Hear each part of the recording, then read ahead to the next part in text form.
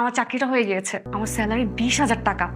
বস বলেছে সে যদি আমার কাজে খুশি হয় তাহলে খুব দ্রুত আমার বেতন বাড়িয়ে দিবে। আমার ফোনটা খুব বেশি একটা ভালো না বলে বস আমাকে একটা স্মার্টফোন গিফট করেছে। তাছাড়া উনি আমাকে পুরো মাসের অ্যাডভান্স দিয়ে দিয়েছে।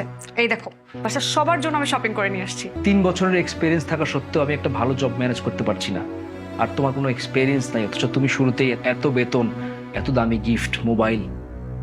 আমার কাছে কোনো কিছু ভালো লাগছে না। ভালো না লাগার কি আছে এখানে? সবার কপালে তো আর সবকিছু থাকে না। এখন আমার কপালে ভালো কিছু আছে তাই আমি পেয়েছি চাকরিটা। It's normal. This is not very normal. তুমি জব করতে পারবে না, this is final. What? Yes, তুমি আগামীকাল যাবে, তোমার অ্যাডভান্সের টাকা, মোবাইল, সমস্ত গিফট সব ফেরত দিয়ে আসবে, কারণ আমি চাই না আমার বউ চাকরি করুক। অসম্ভব। মানুষ অনেক সাধনা করে এরকম একটা চাকরি জোগাড় করতে পারে না, আর আমি এরকম একটা চাকরি পেয়ে ছেড়ে দিব? This is not possible at all. Then make this possible. চাকরিতে তুমি এখনো জয়েন করতে পারোনি, এখনই আমার কথা দাম দিচ্ছ না, আমাকে তুমি অসম্মান করে কথা বলছো। সামান্য ছোট্ট একটা বিষয়কে তুমি কেন টেনে এত বড় জটিল করতেছো বলো তো আমাকে? আমি মোটেও জটিল করছি না, জটিল করছো তুমি। আমি তোমাকে বোঝানোর চেষ্টা করছি তুমি জব করতে পারবে না। আমি তোমাকে ভালোবেসে বিয়ে করেছি সায়ন, ভালোবেসে বিয়ে করেছি বলে তো তোমার পাশে থাকতে চাচ্ছি চাকরিটা করে, তোমার কষ্টটাকে একটু ভাগ করে নিতে চাচ্ছি। আমাকে এত দয়া দেখাতে হবে না, তুমি চাকরিটা করতে পারবে না, ব্যাস, this is final.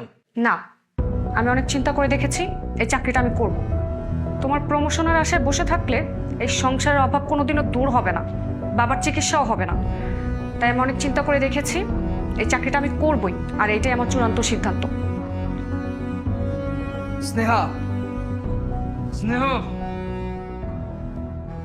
You don't dare to walk out, Sneha.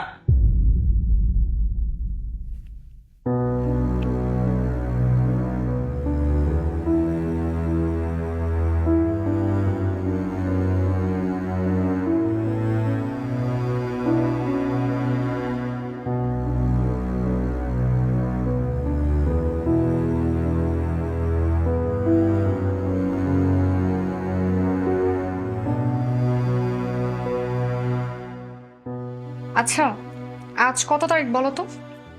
কেন, আজকে কোনো বিশেষ দিন? কোনো বিশেষ দিন এই জন্যই তো জিজ্ঞেস করছি, না হয়তো জিজ্ঞেস করতাম না। অবশ্য আমার কোনো বিশেষ দিন মনে রাখার তো তোমার কাছে কোনো সময়ই নেই।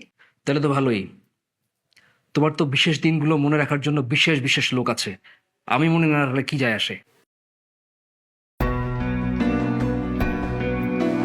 সন্দেহ করা কারণে অকারণে আমার সাথে মিসবিহেভ করা না তোমার ব্যাড হ্যাবিট হয়ে দাঁড়িয়েছে।